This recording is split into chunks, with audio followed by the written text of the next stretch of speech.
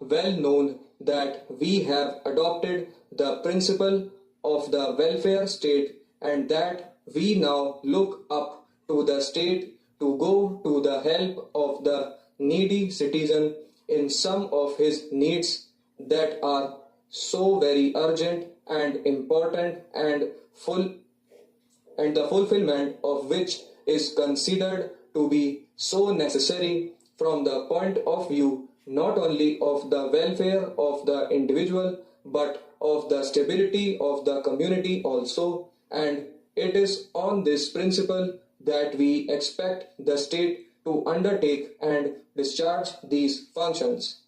Therefore, it is desirable that the religious institutions and organizations are discouraged as far as possible from undertaking these obligations because of the fact that the need of the citizen has nothing to do with the caste or the religion to which he belongs.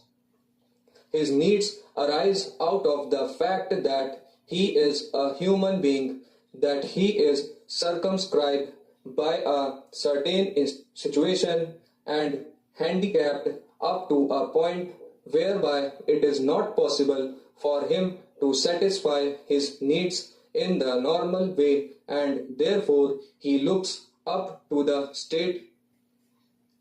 to come to his help. Because of the fact that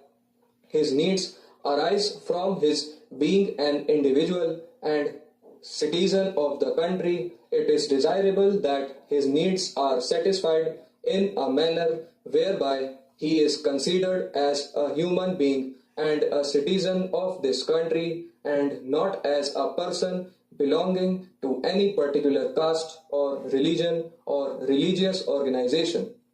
That is the reason why it is desirable that these religious organizations and institutions should be discouraged from discharging these functions, because as long as these institutions and organizations carry on these functions, the consciousness of belonging to a particular caste or to a particular community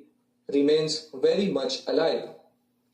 If I belong to a particular caste or to a particular community, and if I have been helped by an organization belonging to that caste, it is but natural that if I am later on placed in such favorable circumstances, my gratitude demands that I, in my return, help the people belonging to my own community and to my own caste.